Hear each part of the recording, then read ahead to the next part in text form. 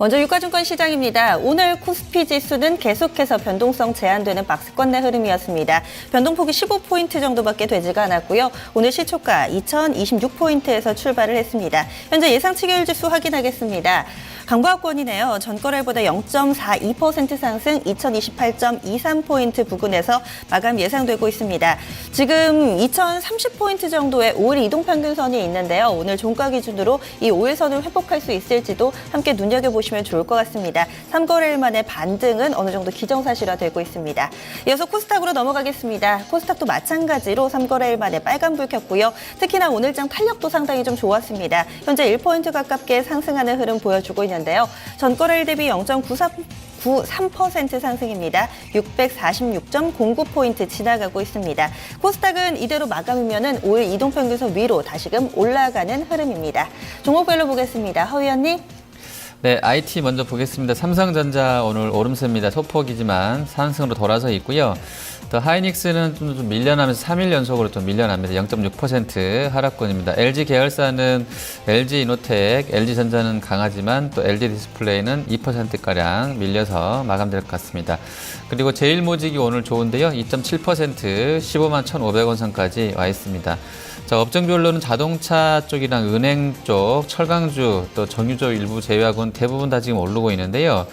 현대차는 한 0.3% 정도 밀려 있고요. 현대모비스도 소폭의 하락권 나와 있습니다. 금융주는 추가로 20조 원 안심대출 더 이제 확대가 되게 되면서 전체적으로 좀 안 좋은데요. KB 같은 경우는 그래도 한 1.7% 좀 오르고 있고요. 기업이나 신한, 우리은행 전체적으로 좀 약세권으로 마감이 될 것 같습니다. 철강주도 포스코가 시장 대비로는 상당히 좀 급락권인데요. 거의 4%가량 낙폭을 좀 키우고 있고요. SK이노베이션도 2.3%로 좋지 않습니다. 자, 반면에 항공주들 한진칼, 대한아시아나 다 강한 흐름세 보여주고 있고요. 증권 내에서는 유안타증권이 거의 상한가 입학하는 시세로 6,070원까지 급등권입니다. 그리고 건설 쪽에서는 GS건설이 흐름세가 좋고요. 자, 내수 쪽도 흐름이 계속 양호하게 들어오고 있는데요. BGF라든지 풀무원, 빙그레, 샘표식품 다 강한 흐름세입니다. 한국화장품 제조는 오늘까지 상한가 들어가면서 3거래일 연속으로 상한가 급등권입니다. 45,500원 선까지 와 있고요. 또 한국콜마라든지 LG생건도 플러스권에서 마감되기 하고 있습니다. 네, 다른 종목군들도 보겠습니다. 지금 화장품주까지 이야기 좀 해주셨는데요. 그 밖에 중국의 소비 관련된 종목 강하다라고 앞서서 좀 시황에서도 언급을 해드렸죠. 오늘 밥솥주가 가장 돋보이는 것 같습니다. 오랫동안에 좀 긴 터널을 지나왔는데 리움쿠첸 두각 나타내면서 10%대 상승이고요. PM풍년 6%대 오름폭, 쿠쿠전자가 가장 좀 소외돼 있습니다. 거래량도 얼마 안 되는데요. 이 종목은 2%대 상승에 그치고 있습니다. 보령메디앙스, 모나리자 같은 유아용품 관련주들 꾸준히 강세에 시연하고 있고요. 아가방컴퍼니 11%대 상승 흐름입니다. 오늘 권자재 관련주, 페인트주뿐만 아니라 전반적으로 좀 흐름 좋다라고 보실 수 있는데요. 가구주 같은 경우는 한샘이 2%대, 보르네오 2%대, 대림비엔코 3% 정도의 상승 흐름 보여주고 있습니다. 페인트 관련주, 현대페인트 제외하고는 모두 다 두 자릿수 상승 탄력 보여주고 있고요. 시멘트 관련주들도 후반에 탄력받습니다. 레밀콘 업체도 두 자릿수 상승 탄력인데 성신양해가 6% 정도 오르고요. 아세아시멘트 2% 정도의 상승 흐름, 시멘트 관련주도 흐름 좋습니다.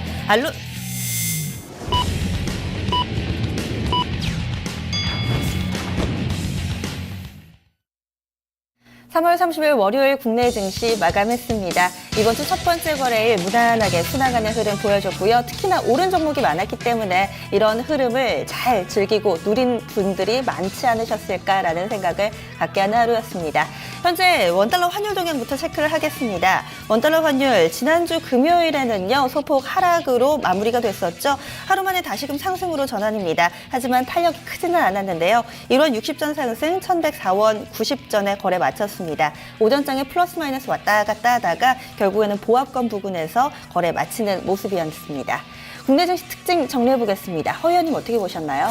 네, 자, 오늘 아시아 증시가 전반적으로 좋았던 가운데 특히 중화권 증시, H는 거의 4% 지수 급등이 나오고 있고요. 중국 상해도 한 2% 이상 급등권입니다. 신고가 또 연고점을 경신하는 상황인데요. 중국이 이제 그 외국인 관련해서 적격 외국인 기관 투자자 QF2 투자 한도를 6년 만에 상향했다는 소식이 나왔습니다. 이런 부분들이 자본시장에 대한 개방 노력으로 좀 비춰졌고요. 실제로 이제 증시에 성강통, 후강통 뭐 이런 부분들, 특히 이제 먼저 들어갔던 성강통 같은 경우는 2%를 시작으로 해서 점점 더 예전에 우리 92년도에 자본시장 확대했던 것처럼 그 포션을 크게 이제 늘릴 것으로 보여지고 있는데요. 이런 자본시장 개방 노력에다가 지난주 후반에 나왔던 이제 신실크로드 관련해서 경제권 개발 계획이 확정 발표가 주말에 이제 되게 되면서 기대감들이 좀 증폭이 됐던 것 같습니다.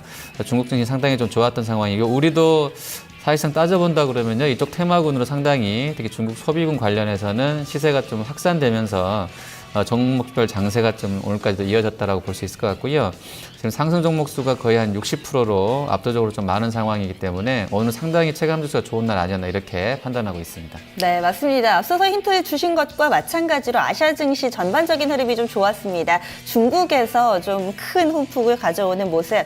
일본 증시도 이에 따라서 3거래일 만에 상승으로 전환을 했는데요. 니케이 225 지수 0.65% 상승이고 19,411.40엔에 거래 마쳤습니다. 중국 상하이 종합지수 현재 상황 볼까요? 마찬가지로 지금 중국 증시는 지난주 후반에도 흐름이 좋았네요. 3거래일 연속해서 상승하는 흐름을 보여줬는데 오늘 장에 강한 탄력 보여주고 있습니다.